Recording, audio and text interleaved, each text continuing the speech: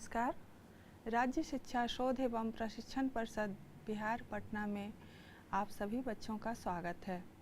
बच्चों, आज हम कक्षा 10 के हिंदी विषय के काव्य खंड के पाठ संख्या 6 जनतंत्र का जन्म कविता के बारे में जानेंगे, जिसके कवि हैं रामधारी सिंह दिनकर। रामधारी सिंह दिनकर जी को राष्ट्र कवि के रूप में जाना जाता है और वे ओज एवं वीरता की कविताओं के लिए प्रमुखता से गिने जाते हैं। रामधारी सिंह दिनकर जी ने इस कविता का लेखन तब किया था जब हमारा देश आज़ाद हुआ था। हमारे यहाँ एक नई शासन व्यवस्था लागू होने को थी। हमारी जनता तैयार थी एक नई शासन व्यवस्था को अपनाने के लिए, उसको अपने हिसाब से चलाने के लिए। राजतंत्र का खात्मा हुआ था और हमारे यहाँ गणतंत्र स्थापित होने वाला था। बच्चों, रामधारी सिंह दिनकर जी उत्तर छायावाद के एक प्रमुख कवि थे। उत्तर छायावाद के बाद का वो समय है जब कवियों ने छायावाद से इतर एक अलग प्रतिमान स्थापित करने की कोशिश की थी। छायावाद में 4 कवि माने जाते हैं मुख्य रूप से, प्रसाद, पंत, निराला और महादेवी वर्मा। और उत्तर छायावाद में मैथिली शरण गुप्त, दिनकर इत्यादि कवियों का नाम आता है। दिनकर जी ने राष्ट्र प्रेम से ओतप्रोत कविताएं लिखी हैं, ओजस्विता से ओतप्रोत कविताएं लिखी हैं और उनकी कविताओं को पढ़ने से लोगों में ओज और वीरता का भान होता है। लोग अपने में ओजस्विता को महसूस करते हैं। तो आइए अब हम जानते हैं कि दिनकर जी के बारे में कुछ और बातों को। राष्ट्रकवि रामधारी सिंह दिनकर का जन्म 23 सितंबर 1908 को बिहार राज्य के बेगूसराय जिले में सिमरिया नामक गांव में हुआ था। उनकी माता का नाम मनरूप देवी एवं पिता का नाम रवि सिंह था। दिनकर जी की प्रारंभिक शिक्षा उनके गांव और आसपास में हुई। उसके बाद उन्होंने मैट्रिक की शिक्षा के लिए 1928 ईस्वी में मोकामा घाट रेलवे हाई स्कूल से पढ़ाई की और 1932 ईस्वी में पटना कॉलेज से उन्होंने इतिहास विषय में BA ऑनर्स किया। वे HE स्कूल बरबीघा में प्रधानाध्यापक के तौर पर भी काम किए। जनसंपर्क विभाग में सब रजिस्ट्रार और सब डायरेक्टर के पद पर भी उन्होंने काम किया। बिहार विश्वविद्यालय में हिंदी के प्रोफेसर एवं भागलपुर विश्वविद्यालय में उपकुलपति के पद पर वे आसीन हुए। उनका निधन 24 अप्रैल 1974 को हुआ। दिनकर जी जितने बड़े कवि थे उतने ही एक समर्थ गद्यकार भी थे। उनकी भाषा कुछ भी छिपाती नहीं थी, सब कुछ उजागर कर देती है। उनकी काव्य रचनाओं में प्रणभंग, रेणुका, हुंकार, रसवंती, कुरुक्षेत्र, रश्मिरथी, नीलकुसुम, उर्वशी, परशुराम की प्रतीक्षा, हारे को हरिनाम इत्यादि प्रमुख हैं। एवं उनकी गद्य रचनाओं में वट पीपल, शुद्ध कविता की खोज, अर्धनारीश्वर, मिट्टी की ओर, दिनकर की डायरी, संस्कृति के 4 अध्याय, काव्य के तत्व, काव्य की भूमिका इत्यादि प्रमुख हैं। दिनकर जी को संस्कृति के 4 अध्याय के लिए साहित्य अकादमी पुरस्कार से भी सम्मानित किया गया। उर्वशी पर उन्हें ज्ञानपीठ पुरस्कार से सम्मानित किया गया और भारत सरकार से की तरफ से उन्हें पद्म विभूषण से भी सम्मानित किया गया था। वे राज्यसभा के सांसद भी रहे। बच्चों, हम लोगों ने जितनी रचनाओं के बारे में, उनकी कृतियों के बारे में जाना, उनमें से कुछ ऐसी रचनाएं भी हैं जो हमेशा से ऐतिहासिक महत्व रखते आई हैं और उनके बारे में हमें आगे तक पढ़ते रहना है। आप चाहे हिंदी विषय में जितनी ऊंचे प्रतिभा प्राप्त करें, जितना ऊंचा अध्ययन करें, फिर भी ये शुरू से अंत तक आपके कोर्स में रहेंगी, आपके पाठ्यक्रम में रहेंगी, जिसमें कुछ हैं परशुराम की प्रतीक्षा, उर्वशी इत्यादि। कुछ ऐसी रचनाएं हैं जिनके बारे में आपको जानने की ज़रूरत है। जैसे उर्वशी एक महाकाव्य है उसे प्रेम एवं श्रृंगार के तौर पर लिखा गया है और उसमें उर्वशी और पुरूरवा के प्रेम कहानी की चर्चा है। उर्वशी पर दिनकर जी को ज्ञानपीठ सम्मान से सम्मानित भी किया गया था और परशुराम की प्रतीक्षा जो है उसमें परशुराम के ओज से संबंधित बातों को दिनकर जी ने लिखा है। दिनकर की डायरी, जिसमें दिनकर जी ने अपने साहित्यिक जगत से लेकर अपने दिनचर्या के विभिन्न पाठों को निबंध के रूप में प्रकाशित किया है। दिनकर की डायरी अगर हम पढ़ते हैं तो हमें राष्ट्रकवि रामधारी सिंह दिनकर जी के सभी आयामों को जानने और समझने का मौका मिलता है। दिनकर जी उत्तर छायावाद के प्रमुख कवि हैं। जैसा कि हमने अभी बताया था कि उत्तर छायावाद के बाद के दशक को कहा जाता है, जिसमें मैथिली शरण गुप्त और दिनकर जी का नाम प्रमुखता से आता है। ये वो दौर था जब हमारा देश आज़ादी के लिए प्रयासरत था और उस समय लोग संघर्षशील थे अपनी आज़ादी को प्राप्त करने के लिए। दिनकर जी ने ज़्यादातर ओजस्विता से पूर्ण, विरोध से पूर्ण कविताएं लिखी हैं, राष्ट्र के नियमों के खिलाफ कविताएं लिखी हैं। वे भारतेंदु युग से प्रवहमान राष्ट्रीय भावधारा के एक महत्वपूर्ण आधुनिक कवि हैं।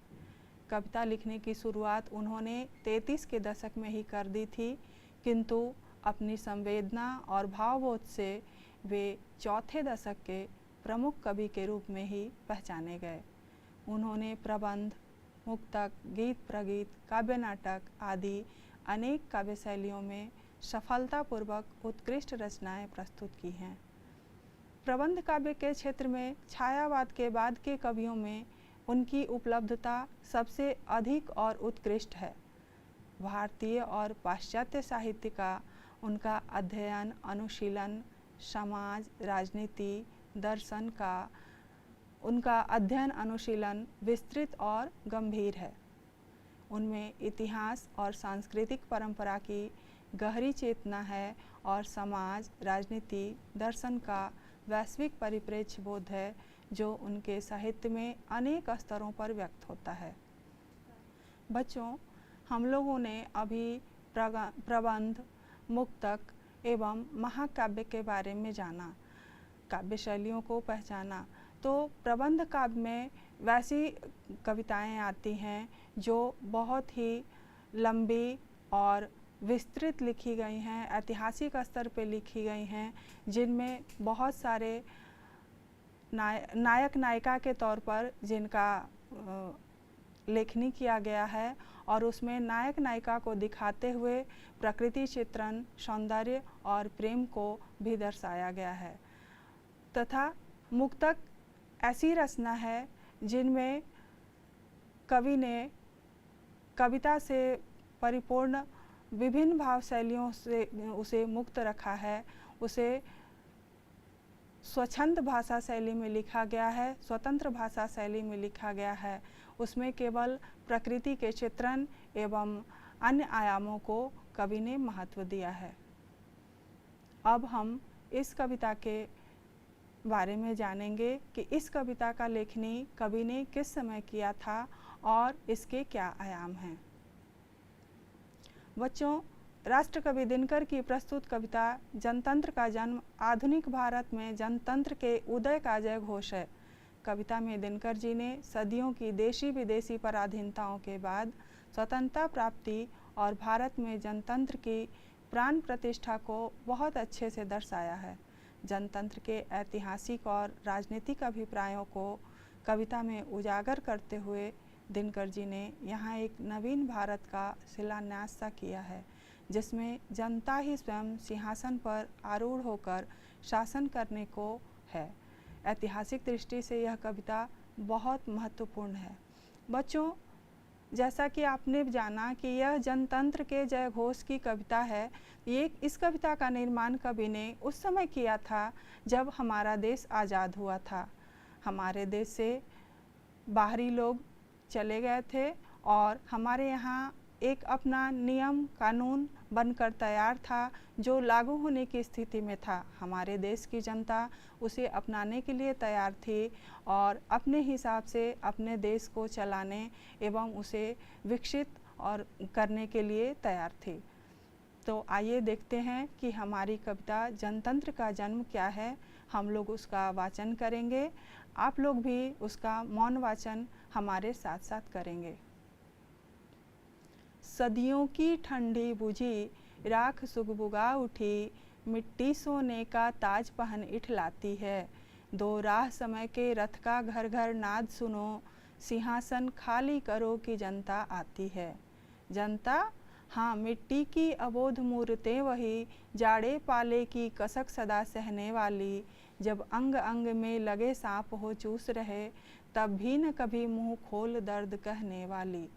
जनता, हाँ, लंबी बड़ी जीभ की वही कसम, जनता सचमुच ही बड़ी वेदना सहती है। सो ठीक, मगर आखिर इस पर जनमत क्या है प्रश्न गूढ़, जनता इस पर क्या कहती है। मानो जनता हो फूल जिसे एहसास नहीं, जब चाहो तभी उतार सजा लो दोनों में। अथवा कोई दुधमुही जिसे बहलाने के जंतर मंतर सीमित हों चार खिलौनों में। लेकिन होता भूडोल बवंडर उठते हैं, जनता जब कोपाकुल हो भ्रिकुटी चढ़ाती है। दो राह समय के रथ का घर घर नाद सुनो, सिंहासन खाली करो कि जनता आती है। हुंकारों से महलों की नींव उखड़ जाती, सांसों के बल से ताज हवा में उड़ता है। जनता की रोके राह समय में ताव कहाँ, वह जिधर चाहती काल उधर ही मुड़ता है। अब 2 शताब्दियों सहस्त्राब्द का अंधकार, बीता गवाछ अंबर के दहके जाते हैं। यह और नहीं कोई जनता के स्वप्न अजय, चिरते तिमिर का वक्ष उमड़ते आते हैं। सबसे विराट जनतंत्र जगत का आ पहुँचा, 33 कोटि हित सिंहासन तैयार करो। अभिषेक आज राजा का नहीं प्रजा का है, 33 कोटि जनता के सिर पर मुकुट धरो। आरती लिए तू किसे ढूंढता है मूर्ख, मंदिरों राजप्रसादों में तहखानों में। देवता कहीं सड़कों पर गिट्टी तोड़ रहे, देवता मिलेंगे खेतों में खलिहानों में। बच्चों, यह कविता का पाठ हम लोगों ने एक साथ किया। उम्मीद करते हैं कि आप लोगों ने भी मेरे साथ साथ इसका वाचन किया होगा। तब आइए एक एक करके हम इस कविता की व्याख्या करेंगे और जानेंगे कि इस कविता को आखिर किस अर्थ में कवि ने लिखा है। आइए देखते हैं हम इसका पहला पैराग्राफ। सदियों की ठंडी बुझी राख सुगबुगा उठी, मिट्टी सोने का ताज पहन इठलाती है। दो राह समय के रथ का घर घर नाद सुनो, सिंहासन खाली करो कि जनता आती है। बच्चों, इसमें इन पंक्तियों के द्वारा कवि दिनकर जी ने कहा है कि हमारे जो सदियों की गुलामी थी वो अब ख़त्म हो गई है। अब आज़ादी की नई सुबह हो गई है और हमारी जनता एक नई सुबह के नए आगाज़ के लिए तैयार है।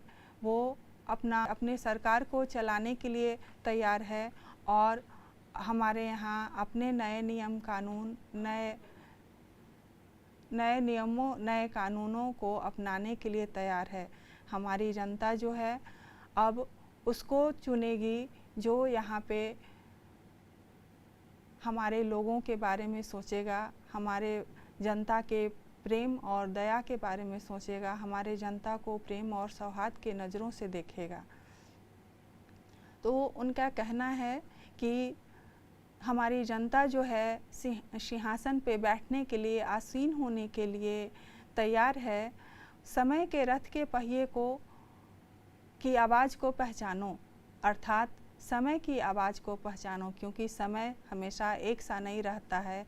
अब वो समय नहीं है जो हमारी जनता पहले गुलामी के दिनों में जिस तरह से रहती थी, अब वो समय नहीं है। हमारा देश आज़ाद हो चुका है, यहाँ जनतंत्र की नई सुबह हो गई है, इसलिए हमारी जनता आ रही है, उसके लिए रास्ता खाली कर दो। यह कविता इन पंक्तियों के द्वारा ये बताती है कि हमारे देश में एक नए जनतंत्र का निर्माण हो रहा है, नए जनतंत्र की स्थापना हो रही है और इस जनतंत्र में जनता ही सर्वोपरि है।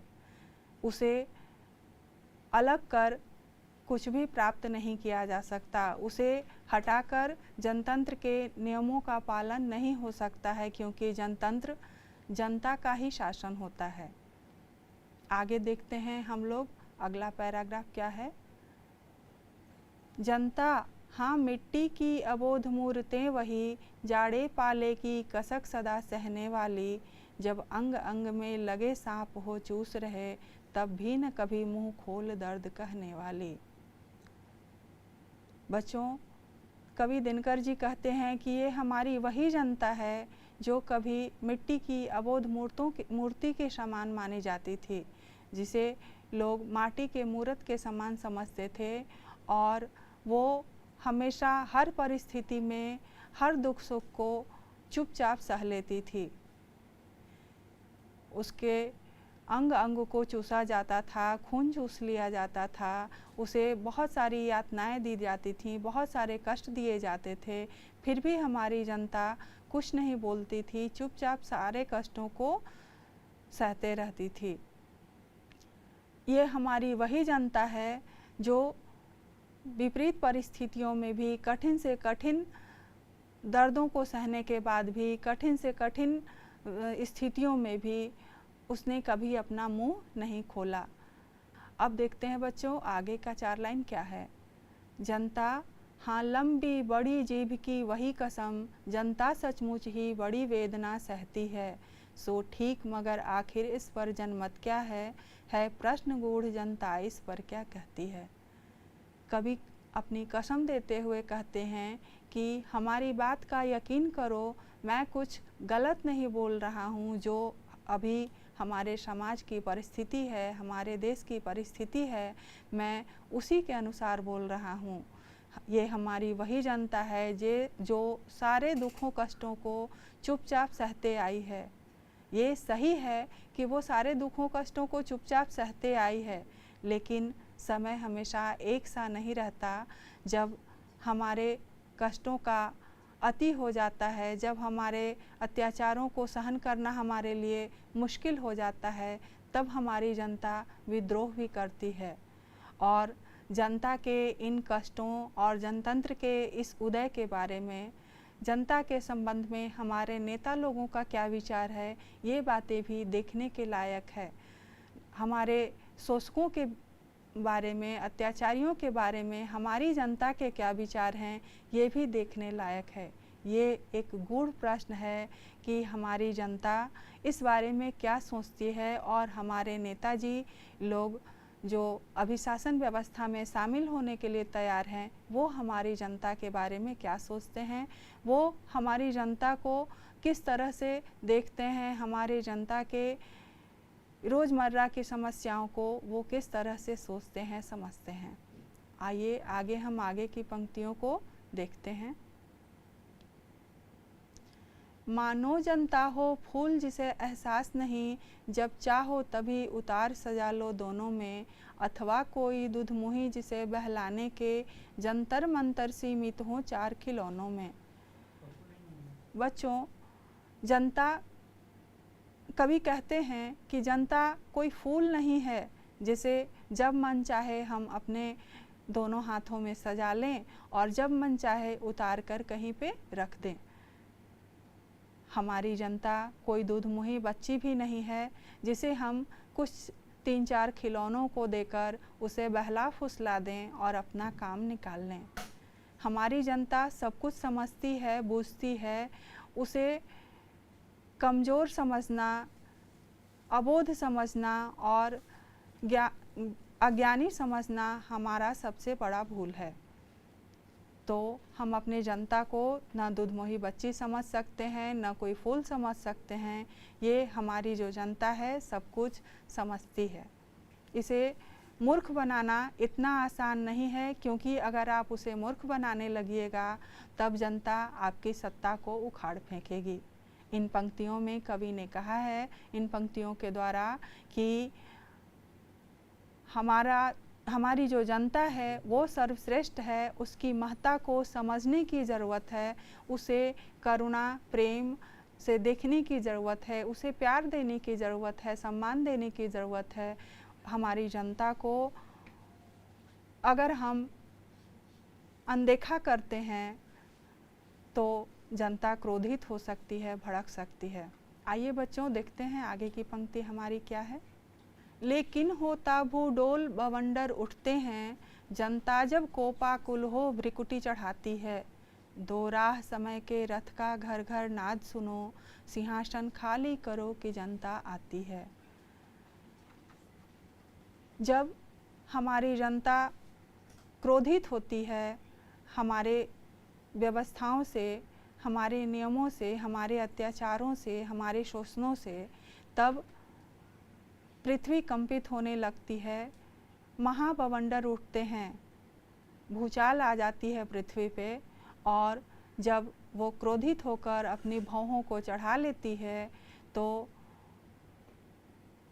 बड़े से बड़े सत्ताधारियों की सत्ता पलटने के लिए वो तैयार हो जाती है। इसलिए कवि नेताओं को ये समझाना चाह रहे हैं कि हमारी जनता को अनदेखा करके यहाँ जनतंत्र स्थापित करना मुश्किल है, क्योंकि अगर वो क्रोधित हो जाएगी तो बहुत बड़ा संकट आ जाएगा, यहाँ बवंडर मच जाएगा, भूचाल आ जाएगा और जनता सत्ता को पलटने के लिए व्याकुल हो जाएगी। इसलिए जनता को क्रोध दिलाना, जनता को अनदेखा करके, उन्हें क्रोधित करके नहीं, यहाँ ज़रूरत है जनता को प्रेम, दया और सहानुभूति के द्वारा उनकी आवश्यकताओं की पूर्ति करके उन्हें खुश रखने का। अर्थात जनता को अनदेखा करके हम जनतंत्र की स्थापना नहीं कर सकते हैं, क्योंकि जनता जो है जनतंत्र का एक अहम पार्ट है। आगे देखते हैं बच्चों। हुंकारों से महलों की नींव उखड़ जाती, सांसों के बल से ताज हवा में उड़ता है। जनता की रोके राह समय में ताव कहाँ, वह जिधर चाहती काल उधर ही मुड़ता है।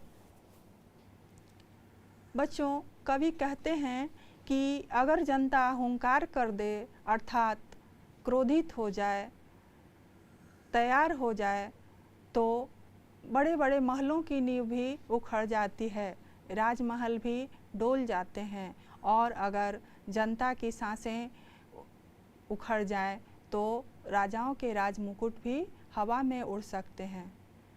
समय में वो ताव कहाँ है, वो सामर्थ्य कहाँ है जो जनता की रास्ता को रोक सके। जनता की राहों को रोकना आसान नहीं है। अगर जनता चाह जाए तो लाखों करोड़ों की संख्या में वो जिधर जाना चाहती है, वो जो करना चाहती है, वो जैसे करना चाहती है, जिसको सत्ता में लाना चाहती है, जिसको सत्ता से पलटना चाहती है, वो कुछ भी कर सकती है। समय उसे रोक नहीं सकता है। इसलिए जनता के रास्ता को रोकना उचित नहीं है। और कवि कहते हैं इस कविता के माध्यम से कि ये कल्पना करना भी गलत होगा कि हम जनता के रास्ता को रोक सकते हैं, क्योंकि वो अपना रास्ता खुद बनाना जानती है। आइए हम आगे की पंक्तियों को देखते हैं। अब्दों शताब्दियों सहस्त्राब्द का अंधकार, बीता गवाछ अंबर के दहके जाते हैं। यह और नहीं कोई जनता के स्वप्न अजय, चिरते तिमिर का वक्ष उमड़ते आते हैं। बच्चों, आइए अब हम जानते हैं कि इन पंक्तियों में निहित शब्दों का निहितार्थ क्या होगा। अब्दों अर्थात साल, वर्ष, शताब्दियों अर्थात 100 साल, सहस्त्राब्द अर्थात हजारों साल।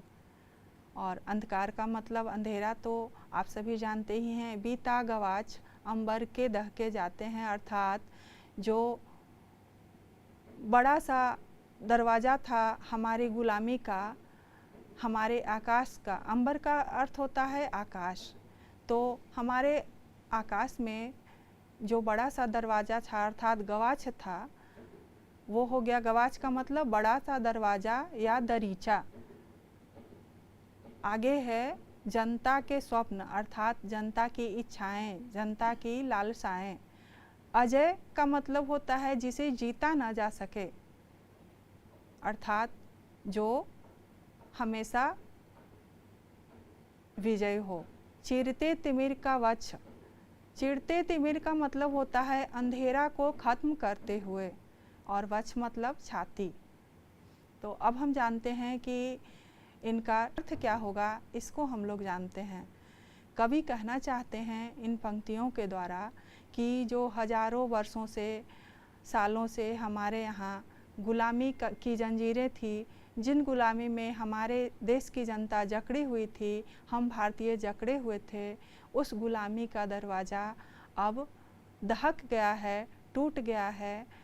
क्योंकि यह और नहीं कोई जनता के स्वप्न अजय, क्योंकि ये जनता का स्वप्न है। हमारी जनता ये चाहती है कि हम आज़ाद हों, जो कभी मिटने वाली नहीं है। वर्षों के अंधेरा को चीरते हुए हमारे जनता का हृदय आज खुशी से और अभिमान से फूला जा रहा है। हमारी जनता एक नई सुबह के आगाज़ के लिए तैयार है। हमारी जनता इस चीज़ के लिए तैयार है कि आज वर्षों के बाद हमने जो स्वतंत्रता पाई है, जो आज़ादी पाई है, उसको हम लोग अपने तरीके से जीने की कोशिश करेंगे और अपने देश को विकासशील बनाने की ओर अग्रसर होंगे। अगली पंक्ति देखते हैं बच्चों। सबसे विराट जनतंत्र जगत का आ पहुँचा, 33 कोटि हित सिंहासन तैयार करो। अभिषेक आज राजा का नहीं प्रजा का है, 33 कोटि जनता के सिर पर मुकुट धरो। बच्चों, इन पंक्तियों के द्वारा कवि रामधारी सिंह दिनकर जी कहना चाहते हैं कि सबसे विराट जनतंत्र जगत का, अर्थात ये जो हमारा जनतंत्र है वो संसार का सबसे बड़ा जनतंत्र है, सबसे विशाल जनतंत्र है। इतना विशाल जनतंत्र और किसी देश का नहीं है। और उस समय हमारे देश की आज़ादी 33 करोड़ के लगभग थी, इसलिए कहते हैं कि ये किसी एक जनता का नहीं, पूरी जनता की विजय है। हमारी पूरी जनता के अथक प्रयासों और मेहनतों के बल पर ये आज़ादी हमने पाई है। ये जो आज़ादी है वो किसी एक के प्रयास से नहीं मिला है, हजारों लाखों लोगों ने इसके लिए एक साथ सामूहिक रूप में प्रयास किया है। इसलिए आज किसी एक की नहीं और किसी नेता की नहीं, सभी जनता का सिंहासन, सभी जनता का अभिषेक होना चाहिए और 33 करोड़ जनता के लिए सिंहासन का निर्माण होना चाहिए। आज जो राज्याभिषेक होगा वो राजा का नहीं, प्रजा का होना चाहिए और 33 करोड़ जनता के सिर पर मुकुट का ताज पहनाना चाहिए। हमारी सभी जनताएं इसकी हकदार हैं। अर्थात कवि कहना चाहते हैं कि कभी भी आप अपने प्रजा को अपने शासन व्यवस्था से अलग नहीं मानिए। जिस समय हमारी प्रजा शासन व्यवस्था से अलग हो जाएगी, उस समय जनतंत्र का कोई महत्व नहीं रह जाएगा, क्योंकि जनतंत्र जनता के बिना अधूरा होता है। अगर केवल नेता लोग ही इसमें रह जाएंगे तब फिर राजतंत्र का निर्माण हो जाएगा, वो जनतंत्र नहीं रह जाएगा, जनतंत्र का कोई मायने नहीं रह जाएगा।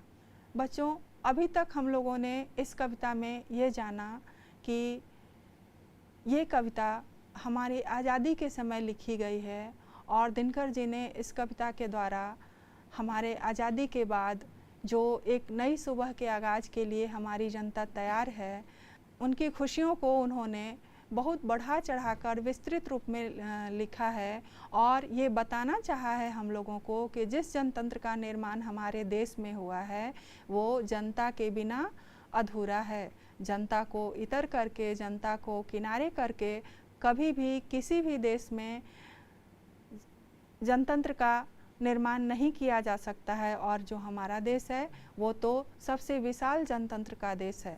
इसलिए यहाँ जनता सर्वोपरि है, जनता को सबसे ऊपर मानना चाहिए, जनता को सबसे ऊपर मानना होगा, क्योंकि जनता जब चाहेगी सत्ताधारियों की सत्ता को पलट सकती है। इस प्रकार हमने